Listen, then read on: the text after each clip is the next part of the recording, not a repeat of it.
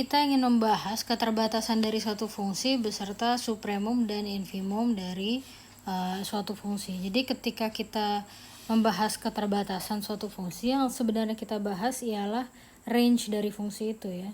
Jadi fungsi itu yang misalnya f-nya itu fungsi dari suatu domain D ke bilangan real atau subsetnya ya, f itu dikatakan terbatas di atas jika ya ada batas atasnya gitu ya, seperti sebelumnya bahwa range-nya itu akan terbatas di atas. Dia terbatas di bawah kalau ada batas bawahnya untuk range-nya. Dia dikatakan terbatas jika terbatas di atas dan di bawah ya. Dan sebelumnya kita sudah lihat bahwa ini akan ekivalen dengan mengatakan ada M lebih besar dari 0 sedemikian sehingga fx-nya itu mutlaknya itu kurang dari atau sama dengan M. Jadi kalau sebelumnya gitu kita meninjaunya itu subset di bilangan real di sumbu X gitu ya, sekarang ya sama saja sebenarnya. Kita itu melihat himpunan range-nya. Jadi biasanya kalau F-nya itu terbatas di atas, range-nya itu akan ada di sumbu Y gitu. Nah, kalau dia terbatas di atas ya akan ada batas atasnya gitu ya. Ya satu bilangan di sini, misalnya itu si B-nya gitu ya. Atau kalau terbatas di bawah ada B2-nya, si F-nya itu ada di sini, si range-nya. Ya, jadi ya D-nya di sini gitu ya. Nah, maka range-nya akan ada di situ. Dia akan terbatas kalau range-nya itu, jadi untuk setiap X yang ada di D ada M lebih besar 0 sedemikian sehingga mutlak fx-nya itu akan kurang dari sama dengan M untuk setiap X anggota domainnya. Nah, kita ingin membahas ya beberapa aplikasi supremum atau infimum pada fungsi yang terbatas. Ingat sekali lagi, pada hakikatnya yang kita ingin lihat ialah supremum atau infimum dari setiap dari range ya. Jadi dari setiap X anggota domainnya, hasil petanya kita lihat, kemudian kita mau tinjau supremum atau infimumnya. Ya, jadi kalau kita punya dua fungsi yang terbatas gitu ya, dengan domainnya itu ya sembarang subset di bilangan real yang nggak kosong gitu.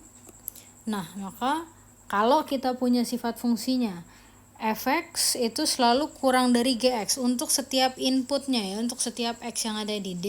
Perhatikan sini f-nya sama, maka supremum fd itu akan kurang dari sama dengan supremum gd.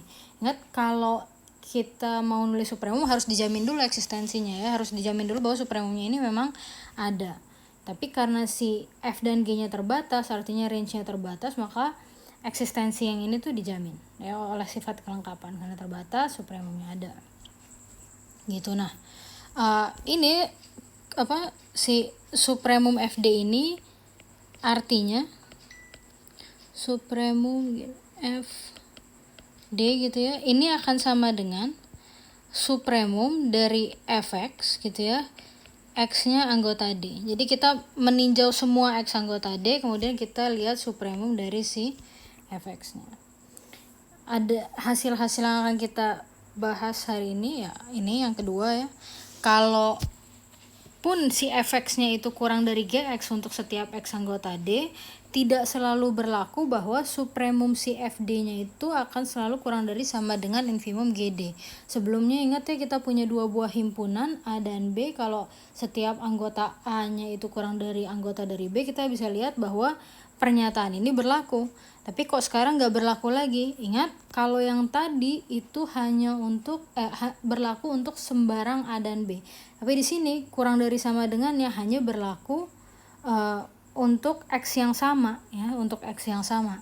Jadi kalau seandainya kita buat lebih umum lagi gitu ya, kalau si fx-nya, f-nya itu selalu kecil dari g untuk sembarang input ya, fx dan gy gitu, maka yang tadi berlaku ya, yang si 241 yang sebelumnya di video sebelumnya itu berlaku. Nah, pertama kita ingin buktikan dulu sifat yang pertama ya. Sifat yang pertama, jadi kalau kita punya dua buah fungsi bernilai real dengan domainnya sama ya, si D dan si f dan g-nya itu terbatas, berlaku pula si fx-nya itu kurang dari sama dengan gx untuk sembarang x di D, maka kita bisa buktikan bahwa si supremum f-nya itu akan kurang dari sama dengan supremum g. Buktinya ya, itu yang akan kita tunjukkan, premisnya nanti akan kita gunakan satu persatu. Nah, karena titik-titik-titik apa ini silakan diisi bahwa si G-nya ini akan selalu kurang dari batas atasnya kan, atau batas atas terkecilnya. Ya, jadi kalau G itu kurang dari supremum G, ya sini GX itu kurang dari supremum X anggota D, GX gitu ya. Tapi kita punya di sini fx-nya itu kurang dari GX gitu. Maka berdasarkan sifat transitif kita punya si fx-nya itu akan kurang dari supremum X anggota D gitu ya. Nah, artinya supremum GD itu batas atas bagi FD karena ini berlaku untuk sembarang X di domain. Artinya range-nya ini akan selalu kurang dari supremum GD gitu. Nah, akibatnya supremumnya ini kan tadi kita udah tahu terbatas ya, supremumnya ada. Kalau ini supremumnya ada, berarti dia adalah batas atas terkecil. Si supremum GD ini kita pandang sekarang sebagai suatu konstanta yang merupakan batas atas, sembarang batas atas untuk yang ini. Maka batas atas terkecilnya pastilah selalu lebih kecil dari supremum GD. Ya. Nah, alur pembuktiannya kalau kita ingin mencoba dengan menggunakan alur pembuktian si 241 yang sebelumnya, pada video sebelumnya salah.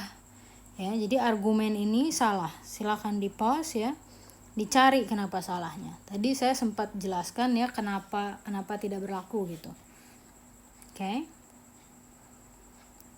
Nah, ini statement yang kedua ya, kita ingin buktikan bahwa kalau kita punya si F dan G-nya terbatas, walaupun kita punya Fx kurang dari sama dengan Gx untuk setiap X anggota D, nggak selalu berlaku si supremum Fd itu kurang dari sama dengan infimum Gd. Kita pandang aja nih fungsinya, si Fx sama dengan X kuadrat, Gx sama dengan X ya. Jadi untuk ketika D-nya di 01 kita bisa coba gambarkan aja gitu, yang satu gitu ya, ini si fungsi G. Nah, kemudian X-nya itu kurang lebih begitu. Ya. Apakah berlaku gitu? Enggak kan? Si supremum F-nya ini F. Ya, supremum F-nya 1, infimum G-nya 0 gitu ya. Nah, ini bisa digunakan juga untuk membuktikan ya yang tadi, alur pembuktian yang salah juga nanti kalau ikut ini enggak bisa gitu ya. Nah, selanjutnya yang C, kalau kita punya Fg bernilai real ya dengan domainnya D masih sama, Fg-nya terbatas. Nah, kalau kita perluas gitu ya, si Fx-nya itu kurang dari sama dengan Gy untuk setiap Xy gitu. Nah, barulah berlaku si supremum Fx-nya kurang dari infimum Gy-nya. Buktikan saja dengan langkah-langkah serupa dengan yang 241. Coba dituliskan kembali. Ya. Dan untuk latihan buktikan beberapa sifat berikut untuk fungsi.